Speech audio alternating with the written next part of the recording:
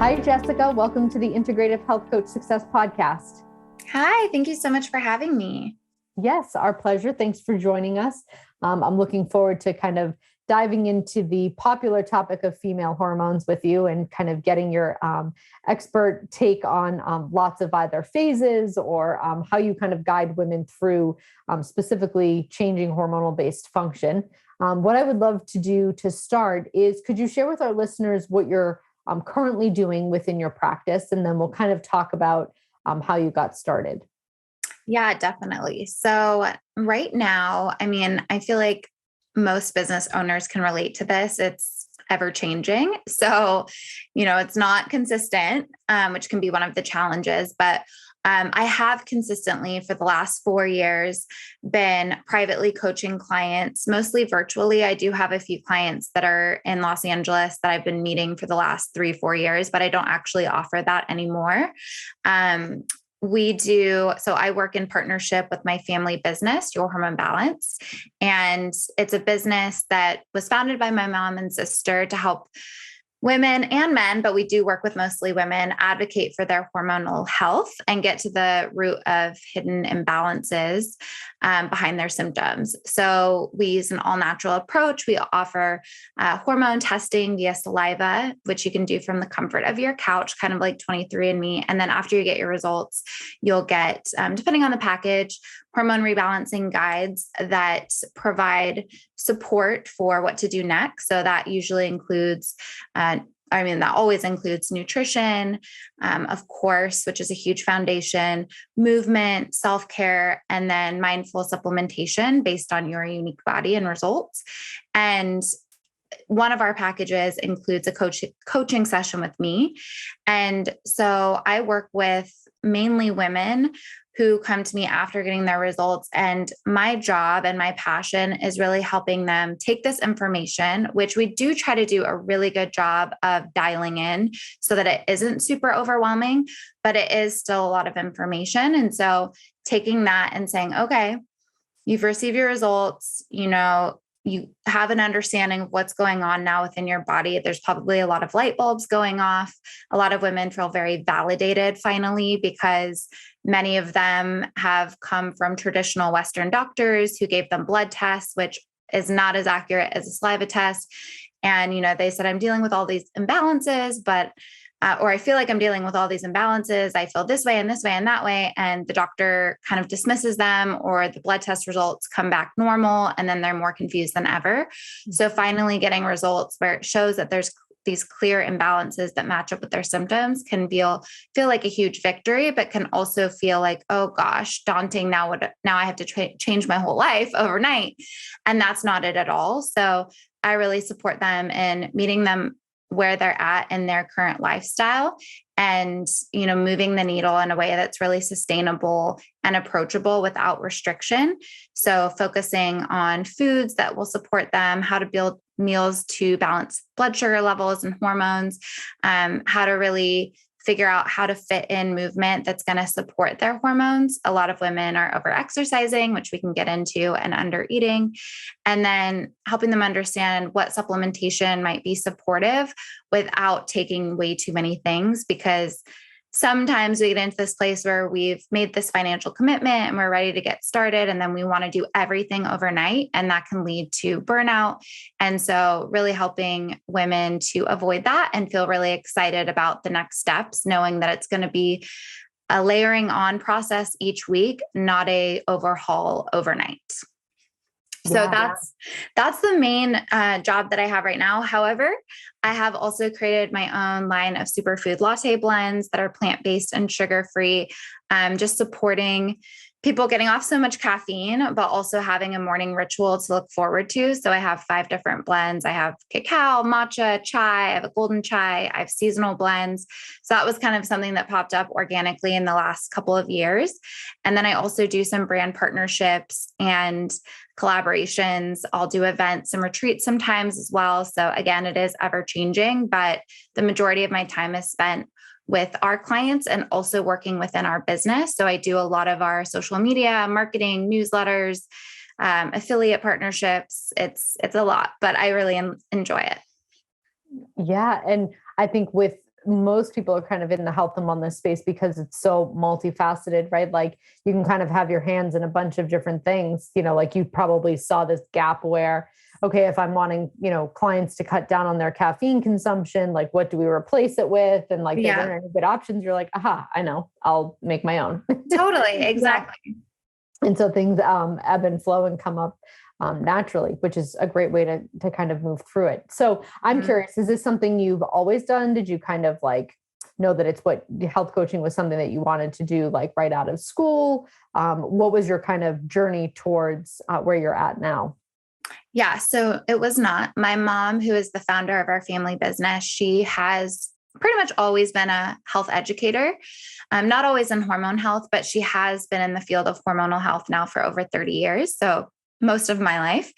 And she was really passionate about it all throughout my sister and I growing up. My sister's now the co-founder of our family business, very much on the business side of things.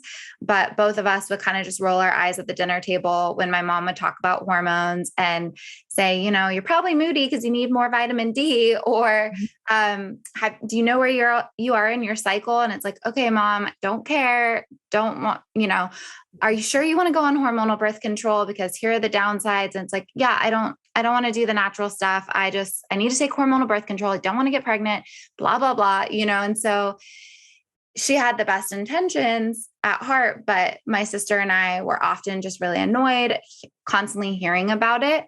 That said, there were a lot of things that we just did naturally without knowing it because we were raised in such a healthy environment with such supportive parents. So I think without even knowing it, she was influencing us throughout our whole upbringing. But when I got into high school and college, I really thought I wanted to be an event planner. And so I've always been a planner, and you can ask anyone in my life, like almost to a fault sometimes, but I love a good plan and structure. And so, and I'm creative with ideas. I'm definitely an ideas person. And so I thought I wanted to be an event planner, and I hustled for a long time with that. And I did do that for quite a while. It's actually what brought me from Oregon out to LA. And from there, I got burnt out because event planning is extremely stressful. And I didn't know what other skill sets I had or what else I would want to do. So I got an opportunity to work for this entertainment PR firm as kind of like a social media manager, also working with influencers, which it's crazy because that was 6 years ago now. And it is a completely different world. I feel like all the strategies we used back then are just not at all the same. But I got that job and worked there for just over a year, right around the age of 30. And I thought I was burned out in event planning. This was like 10 times worse. Social media never sleeps. Half of our team was on the East Coast. So when there were big brand launches, I'd be up at 4 a.m. checking emails. I was usually the first to the office, the last to leave, because I just felt like I needed silence sometimes. And I just run kind of anxious. And so I was constantly anxious that the work I was producing was not going to be, up to par, or that a client was going to come down on me. And so as a result, I just kind of worked myself to the bone. I was always trying to do a perfect job, and just was so anxious, so highly stressed that if I couldn't be somewhere where there was Wi-Fi, then I couldn't go, because what if someone emailed me on the weekend? So I wouldn't go to the beach if there wasn't Wi-Fi.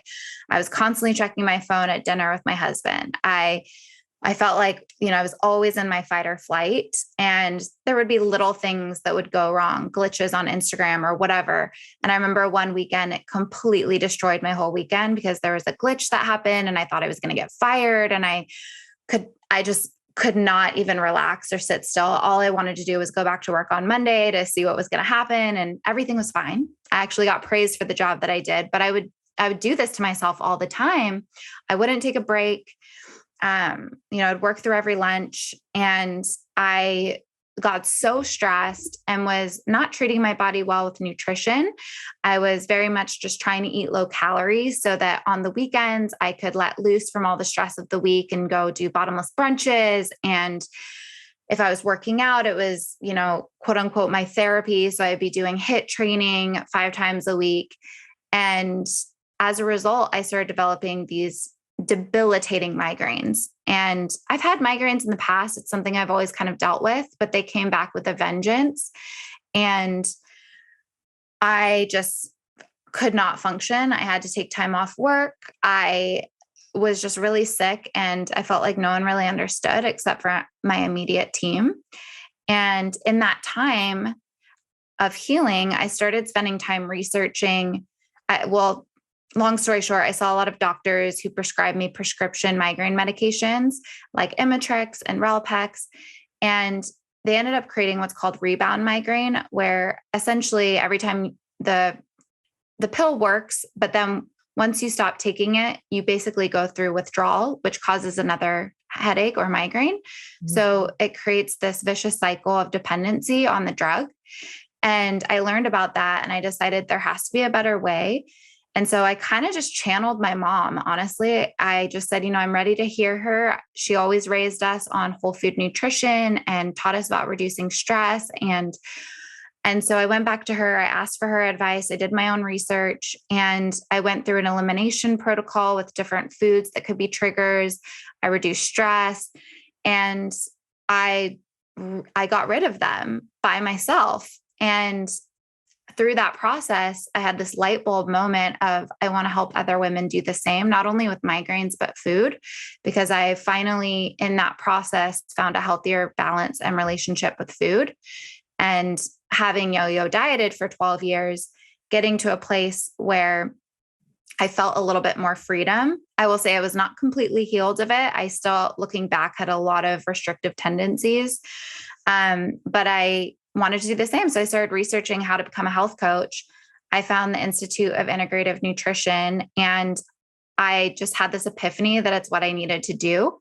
And so I quit my corporate job pretty quickly and decided just to get a serving job in LA and serve tables 6 days a week so I could grow my business and go to school at the same time.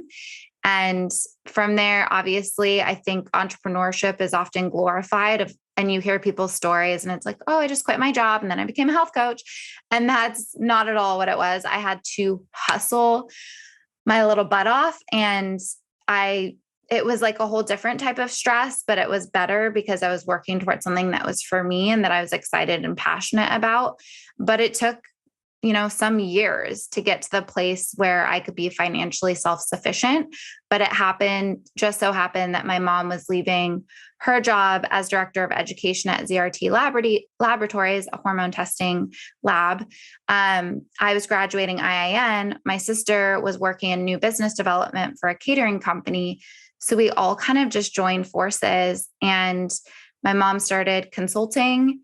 We started offering testing. My sister came on to help with the business side, and I came on to support our clients with coaching. We got on some big podcasts, and we started to grow from there. And it's been growing ever since, but it has definitely been a lot of ups and downs. Yeah. And part of why we love doing this podcast is because it basically serves as there might be someone listening who is just starting out. And I think it can be, because of social media in particular, I think everything can be overly glorified. Everything can look way easier than it is. It can look way more glamorous than it is.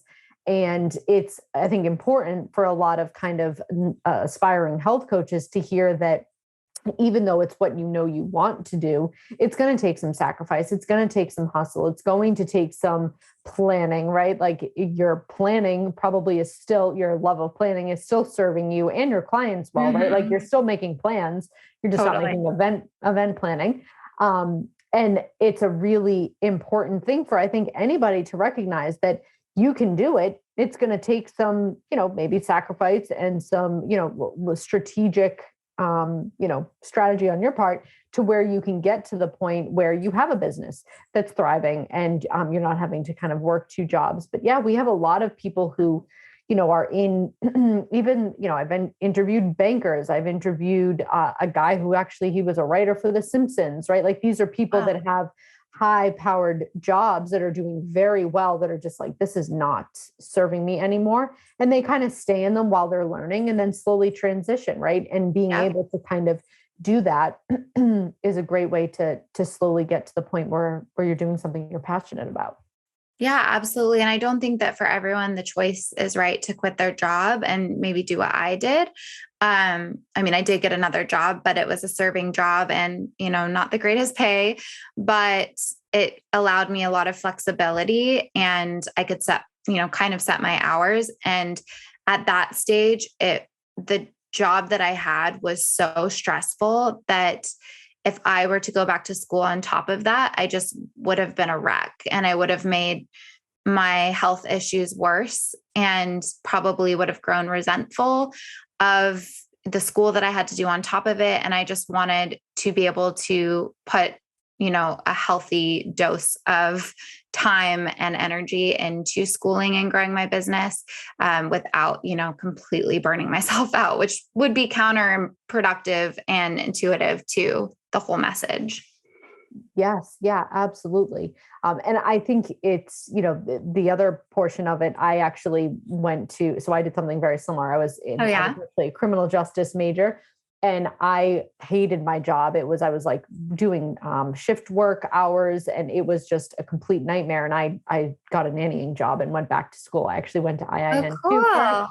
But it was like, okay, I still need to make money, but I need to get out of this career because what we teach our clients is you kind of like I always say you can't dry off in the shower, right? If you're sitting in the shower and you're getting soaking wet, that towel is not going to do you much job. Sometimes it's a matter of like getting out of the shower before you can even start drying off, right? And so just minimizing some sort of that lifestyle stress to even get like your nervous system on board with learning, I think is probably a smart decision. And doesn't always have to be this like one or the other. There can always be like this go between where, okay, I'm still making money, but I'm not super stressed and I'm able to kind of like grow this passion over here.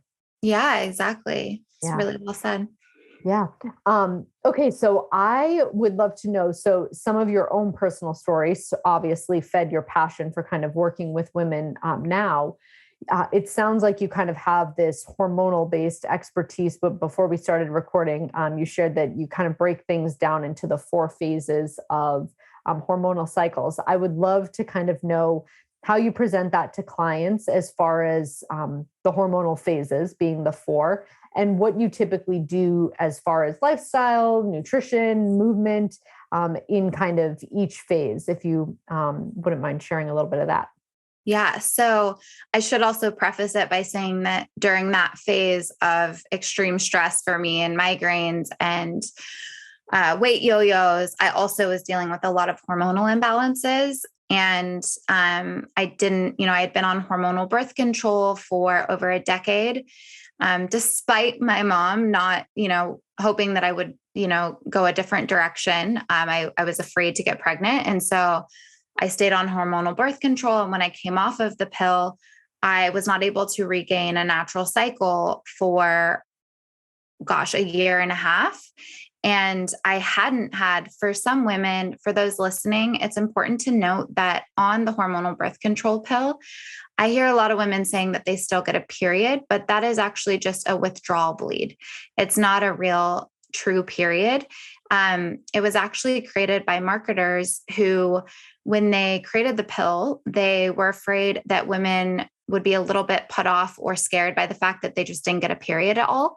So they created the placebo week, the sugar pills, to put women's mind at ease. And that's just a withdrawal bleed. And so you're not actually getting a real period on the pill. But I didn't even get the withdrawal bleed. So technically I didn't have any kind of bleed for over 4 years. And so it wasn't until I came off of the pill and went to my mom and asked her to support me in making the transition, that I was able to, start taking certain herbs and supplements to replenish some of the nutrients that get depleted when you're on the pill, like selenium and zinc and magnesium, and also to introduce back in some fear foods. like carbs and fats to support hormone production, to eat more protein, to dial back on the exercise, and to take some natural supplementation targeted to my results. And I got my period back. And I was just blown away that it worked. And it's so funny because I had seen it work with so many clients that my mom worked with, but you don't believe it until it actually happens for yourself. And from there, a lot of things improved. And so that's really where the passion comes from. And now I find that so many women are very disconnected from their bodies and don't understand or get frustrated with themselves when maybe they're having really intense cravings before their period and they're thinking, oh, I just don't have enough willpower. Or, they're getting really debilitating PMS symptoms and they're thinking, oh, that's just normal. I just am someone with really bad PMS.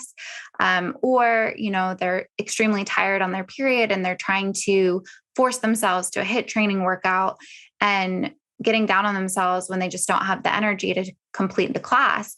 And all of that is very natural and normal. And it has to do with our infradian rhythm, which is our monthly cycle, which is anywhere between about a normal cycle is anywhere between about 24, 25 days to about 36-ish days. Anything outside of that, you probably want to look deeper. There may be some hormonal imbalances going on.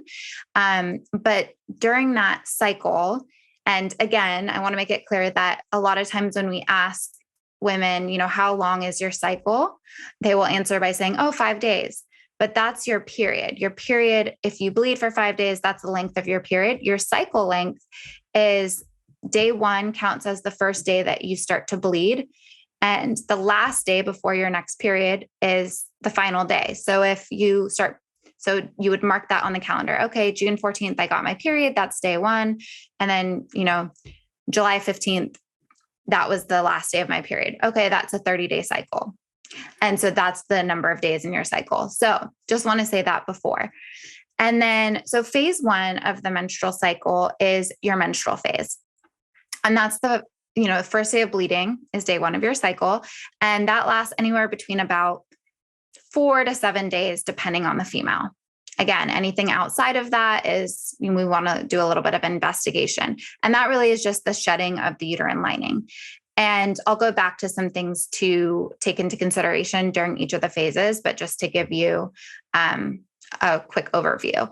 The menstrual phase is when all of your hormones are at their very lowest levels. And then phase 2 is going to be the follicular phase. And that lasts about 7 to 10 days on average.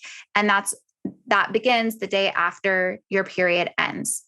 And it's called the follicular phase because your pituitary gland releases a hormone called follicle stimulating hormone, or FSH, which stimulates the follicles in the ovaries to mature. And those follicles contain your eggs. And then ovulation. So phase 3 is the ovulatory phase. And this one is really important for women to know about because this phase actually lasts up to 6 days. So about 3 to 6 days. There's the 1 day of ovulation and the up to 6 days that sperm can survive inside of you. And that means that you're fertile for up to 6 days. So sperm can survive inside of you via peak cervical fluid or mucus. And ovulation is basically just the release of the mature egg from the follicle, and it survives about 12 to 24 hours. So this phase is really, really important because if you are not trying to get pregnant, you absolutely want to be using some type of protection. If you are trying to get pregnant, then it's really important to strategically plan intercourse during these days, and not just the 1 day of ovulation, but the days leading up to it as well. And then during this phase, your estrogen, testosterone peak. I should have said during the follicular phase, your estrogen, your testosterone start to rise, but then they peak right before ovulation. And then phase 4 is the luteal phase. That is the 4th and final phase, the longest phase. And that lasts about 10 to 14 days. And day 1 of the luteal phase is after ovulation. And typically we know that we're in the luteal phase. If you take your basal body temperature, which is a great way to get in tune with your cycle and to family plan or prevent pregnancy. So when you take your basal body temperature, your temperature will rise by about 0.5 to 1 degree after ovulation. You want to get a high temperature rise for at least 3 days in a row to confirm. And then after that, you head into the luteal phase. And at this point, progesterone, which is our calming hormone, it is only produced upon ovulation, and it begins to rise and then peaks about 7 days after ovulation. And then at the end of the luteal phase, all hormone levels drop to their lowest levels. And then we start the cycle all over again. Yeah. So do you want me to go into some support? Yeah, sure. We can do that. I think it's so important though, for kind of women. A lot of women, in my experience, kind of just think like, how do I get my progesterone levels up? Like they hear a whole lot about like, oh, if there's like estrogen dominance, like I need more progesterone, I have low progesterone symptoms. But what I try to get so many women to understand is like, it starts far before that. Like you're only going to produce, your corpus luteum is going to form well and produce high levels of progesterone if you had a good, strong follicular phase and ovulated really well. So like, forget like I can give you something for progesterone, but the real way to fix progesterone production is to increase the quality of ovulation. And so I think like it's super important for women to understand that like there's a strategic, right? I mean, unfortunately, no matter what your goal is fertility wise, whether you want to get pregnant or don't, the goal is to create an environment where pregnancy is a very safe thing for the body to achieve, because then your hormones will be balanced and you won't have symptoms. Yeah. And so many women think, and I was guilty of this too, that, well, oh, if I don't have my period or I'm not ovulating, that's kind of nice. I don't want to deal with the period every month, or, oh, I'm not ovulating. It's okay because I'm not trying to get pregnant. But fertility is a sign of health. Right. Healthy fertility is really important for anyone of reproductive age. It doesn't matter if you're trying to get pregnant or not. If you are not ovulating regularly and you're not doing things to support your fertility, then chances are that you're going to be dealing with hormonal imbalances and symptoms of hormonal imbalance, which vary from difficulty losing or maintaining weight, mood swings, hot flashes, adult acne, depression, anxiety, dry skin. I mean, there's so many symptoms of imbalance. PMS, again, is one that is just normalized. Having really sore boobs, being really moody, being hangry. Again, hormonal acne, these are all things that are normalized, but PMS is not normal. Having mild symptoms like fuller breasts, being more hungry, being a little bit more tired, that's all normal. But to the point where it's debilitating is not at all normal or optimal. Yep. Yeah. And even low libido. I mean, I have women. Yeah, low libido.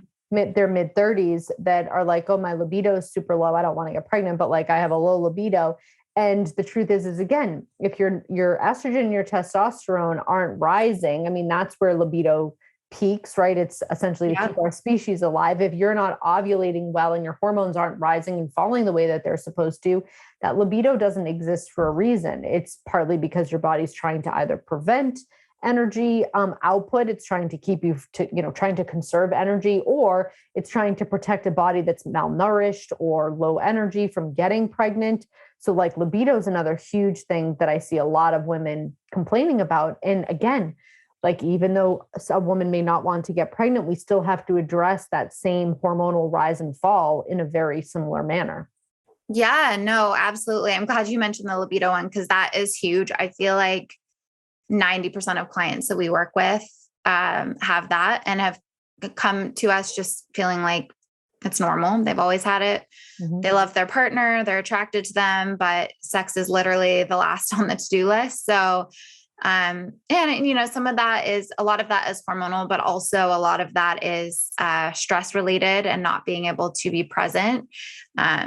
and be in the moment. So there's a lot of different factors, but again, stress impacts your hormones. So it does go together. Yeah, absolutely. Okay, so let's switch gears to kind of what you were alluding to, which is how you kind of suggest that females structure their either lifestyle, movement, nutrition to those kind of 4 phases. Because, of course, if there's a different goal of each phase, right, what our bodies need in those moments may be different. Yes. So starting with the menstrual phase, when we bleed, we become depleted of zinc and iron because we lose that through our menstrual blood. So we need to replenish those essential minerals if we want to have energy. I mean, they're essential. And so zinc and iron are things that you can get through food.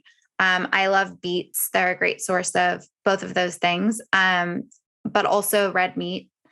Not everyone loves to eat red meat, but, and if you are eating red meat, especially from a hormonal perspective, it's really important to go grass-fed, but that is a great source. And I know it can feel expensive when we're talking about going organic, grass-fed, wild-caught, all of these things that are important for hormone health, but there are amazing companies out there like Imperfect Foods. That's a delivery service that delivers nationwide.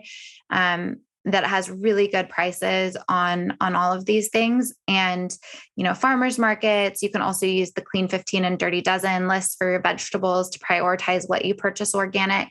But yeah, during the menstrual phase, finding foods that are rich in zinc and iron. So I also love pumpkin seeds and doing a lot of like nori.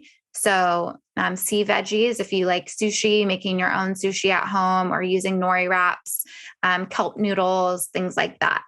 And then during the menstrual phase, as far as energy goes, your hormone levels are all at their lowest once you start that phase. And so it's very normal to feel a little bit more depleted and low energy. And so this is really a great time to take full advantage of rest. And at least the first 2 days. I used to say the whole phase, but what I'm realizing is that a lot of women actually start to feel pretty dang good after day 1 or 2, and your hormone levels do start to rise. So it's not like they're at their very lowest the entire time. They do start to rise. You will start to feel more energetic. Everyone's different, but some women will. And you may feel like, okay, I actually do have a good amount of energy. I can get back into some workouts. And so I would just say, listen to your body, but I would say try to take the first 2 days as rest days. Go for some walks. The menstrual phase, the bleeding is a natural, healthy state of inflammation, but inflammation nonetheless. So you want to support with reducing inflammation. So exercising too much is a form of inflammation. And so you don't want to go, I would say, to really just avoid any kind of HIIT training, anything high intensity. Do some walks, do some yoga, some stretching. If you do feel good after the first few days, maybe consider some bike rides or some strength training, resistance training. I'm a huge fan of, honestly, all month long. I think just modifying it for where you're at, but give yourself that first couple of days off and then, start to pick back up some light resistance training, maybe nothing more than 30 minutes. And then anti-inflammatory foods. So because again, it is a state of inflammation, enjoying a lot of anti-inflammatory foods like avocados, nuts and seeds. We talked about grass-fed meat, wild-caught fish. Salmon is an amazing source of omega-3 fatty acids, which we really, really need during this time. And again, nuts and seeds are a great source as well. Some people love to do seed cycling, which is a whole nother conversation. But if you can just eat a variety of different seeds like flax, pumpkin, sesame, and sunflower throughout your whole cycle, that can be really, really hormone supportive, especially flax seeds during the menstrual phase. And then as far as social events go, again, you're probably not going to feel like a super social butterfly, at least the first few days. So honor that. Your left and right brain hemispheres are firing a little bit more rapidly, so you can feel a little bit more intuitive. It's a great time to journal, to reflect on the previous cycle, to talk about, what you want to accomplish in the next phase, and to just really give yourself grace. And then For phase 2, the follicular phase, again, estrogen and testosterone are starting to be on the rise. So you may start to feel this little uptick in energy. And so that's a good time to start to increase the workouts. This is a time where you can push yourself a little bit more. You could lift heavier with your strength training. You could do some more cardio.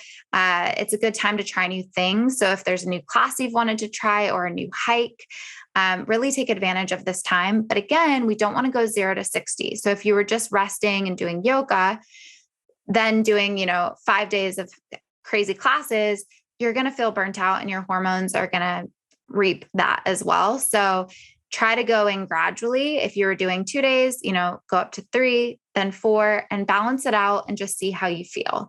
It's really important to check in with your body. Everybody is so different and everyone is dealing with different hormonal imbalances.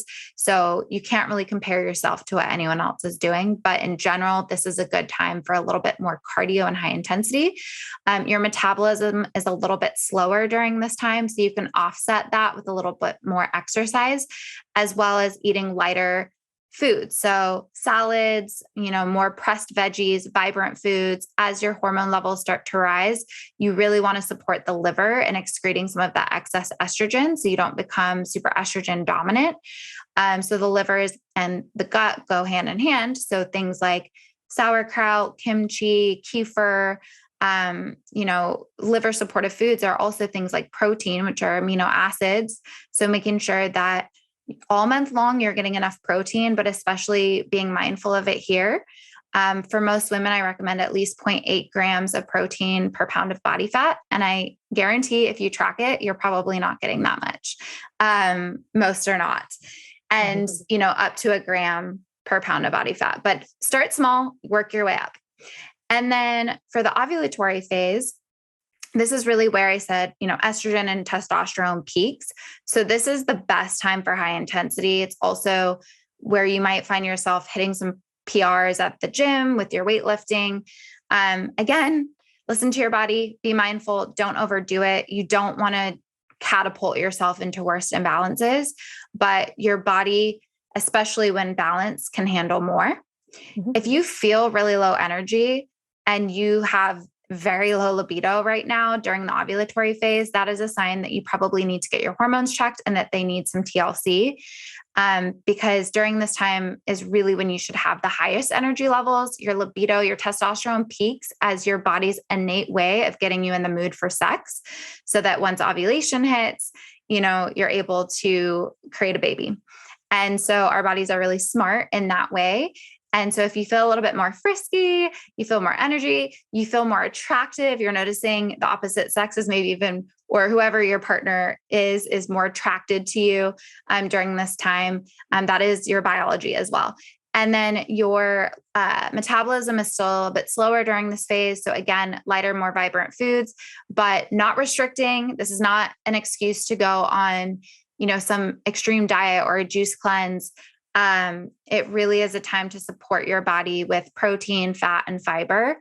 And if you do want to go a little bit lighter carb, this might be the time to do it, but still make sure that you're getting enough of the other nutrients. And then finally, the luteal phase, I like to break it up into 2 halves, the early luteal phase and the late luteal phase. And, I should have said with ovulation, again, really support the gut and liver. So similar foods to the follicular phase. And then in the luteal phase, the first half, you're still going to have a good amount of estrogen, testosterone, and then you have that progesterone kicking in. So you probably are still going to feel pretty great. And you can still get in some of those more challenging workouts, but start to dial down a little bit, maybe focus more on strength training, lots of walks, maybe some hiking, bar method, things of that nature, and dial back on the HIIT training. In general, I don't recommend more than 2 days of HIIT training for women. It is extremely stimulating and it can raise your cortisol hormone levels. And I do see a lot of women that are HIIT training dealing with a ton of hormonal imbalance symptoms, as well as an inability to lose any weight because their body is so stressed out, even though they're killing themselves. So dialing it back. And then once you get to the premenstrual week, the week before your period, really dialing back more yoga, more stretching, bar, mat Pilates, super chill. You want to listen to your body again. I still do strength training, but I always lift less and I go lighter. So I might do less sets. I might do a little less weight. I might do longer rest periods. I just really do give my body what it needs, and I'm not able to perform. And in fact, I just did a reel on this, but I did an experiment where I went on a hike in the ovulatory phase. I had amazing energy. I felt amazing. It was actually pretty easy for me. I went on the same hike during my premenstrual week and I was sweating up a storm. I was starving. I was in a bad mood. I wanted to get to the bottom and eat lunch. Everything felt hard. And I ate the same breakfast that morning. We went on the hike the same time of day. All the variables were really similar. I had a good night's sleep. And it just goes to show that your body needs a lot more rest during this time. And it's not you being ineffective at workouts or needing to push yourself harder. And then the last thing I'll say on the luteal phase is your metabolism increases. So when your basal body temperature rises, your metabolism increases as well. And so this can lead to feeling a lot more hungry and having more cravings. And that is your body's way of asking for fuel. We typically need between about 100 and 300 extra calories a day. So adding in a nutrient-rich snack with fats and protein can be super, super helpful. And if you're craving chocolate, it's your body's way of potentially, nudging you that you may be deficient in magnesium, which is the calming mineral. And it's really helpful for cramping and bloating and a lot of those PMS symptoms. So I love to recommend like a dark cacao chocolate. One of my latte blends is cacao with beetroot and monk fruit and rose. So that's really supportive as like a healthy hot cocoa, or you could mix that into smoothies. Finding ways to honor your cravings and not fight them. And, make some healthy cookies, whatever is going to help keep you out of that kind of binge restrict mode and also support what your body's asking for. You need more food in this time. And your body also does need some carbohydrates to support ovulation, as well as just your sanity and your mood. Serotonin can be produced from carbs. So adding in some things like sweet potatoes, beans, butternut squash, those nutrient-rich variations paired with protein and fats can be really supportive as well. Yeah. And that's what I would say. I mean, there's so much I could talk about this forever, but that's an overview. Yeah, absolutely. And I think the education piece is so important, right? Literally getting women to understand what's happening and how they can support their body. But also when you educate, you kind of take out, and you kind of like said something similar, you take the frustration out. Like instead of, kind of being annoyed that like, oh God, I just did that hike and like, I feel like crap this time, like what did I do wrong today? And kind of thinking we kind of can get in this cycle where we beat ourselves up for, whether it be performance or what we're able to withstand for, workouts, or being able to just understand that it simply could be a change in our biology and our hormones in that very moment is a way for us to give our bodies the grace and the love that they actually need to thrive. And so many women think that like, I could just beat myself up out of this like body that I hate. I'll starve it. I'll overwork it. And I'll get the body that like I want. And I actually haven't met a woman who successfully can maintain that yet. Myself included, like I went through that whole, like, I just hated myself so much and I was going to punish myself for every little thing that I ate.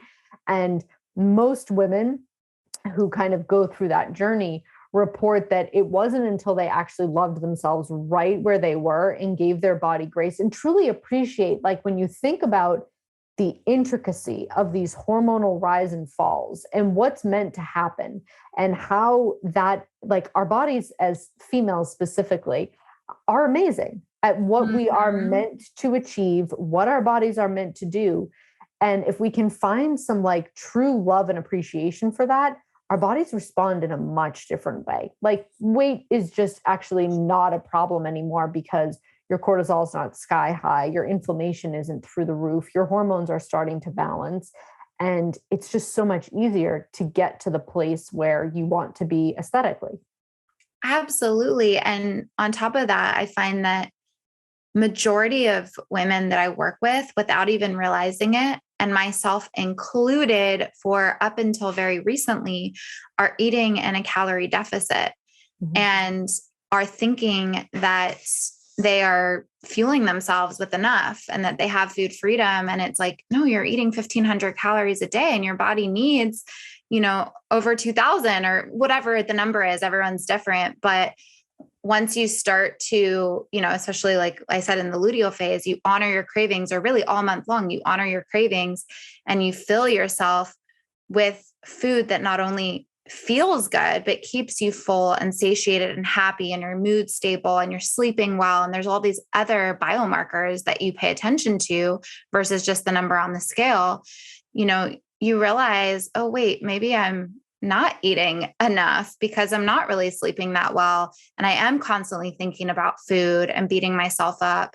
And I am really moody all the time. And when you start eating enough food, it can take some time to get to the place where you understand where your maintenance is, not even tracking your calories, but going off of these biomarkers. You will then, if you do at some point want to lose weight and you decide to drop some calories, you're not going from like 1,500 calories to 1,100 calories, which is completely unsustainable. You're maybe dropping it to even higher than you were ever eating before. So just from a perspective of weight loss, I think there's just so many women that are starving themselves thinking that they're eating enough when most people need more than they're actually consuming. And once you realize what that feels like, it's so liberating and you feel just so much better in your own skin, and you can focus on all the other areas of your life that deserve attention. Yes. Yeah. I couldn't agree more. So I'm sure there will be lots of women dying to kind of find out more about where you show up, whether or not you're on social media or your website, kind of where you're showing up with more education. Where can we find you on social media or your website? Yeah. So my website is bodyblissbyjess.com. And then my family business, if you're interested in hormone testing and coaching, we also have a course that's at yourhormonebalance.com. And then Instagram is bodyblissbyjess. I post a lot of reels and education, try to make it as approachable as fun as possible. Same thing over at Your Hormone Balance. We're all very education based and entertainment based. And then, on my website, you can also find my superfood latte blends. I offer special coaching for men and women who are interested in becoming a health coach and kind of getting a little bit more insight into that. So if you're interested in that, that's up on my website as well. And I have a podcast, the Solo 2.0 podcast. And I think that's everything. That's great. Thank you so much for sharing all of your hormonal wisdom on this show today. I think lots of listeners will find it incredibly valuable. And I appreciate you being here and sharing it all with us. Well, I appreciate you for having me. It's been a lot of fun. Thank you. Yes, my pleasure. We'll talk to you soon. And again, thank you for being a guest on the Integrative Health Coach Success Podcast.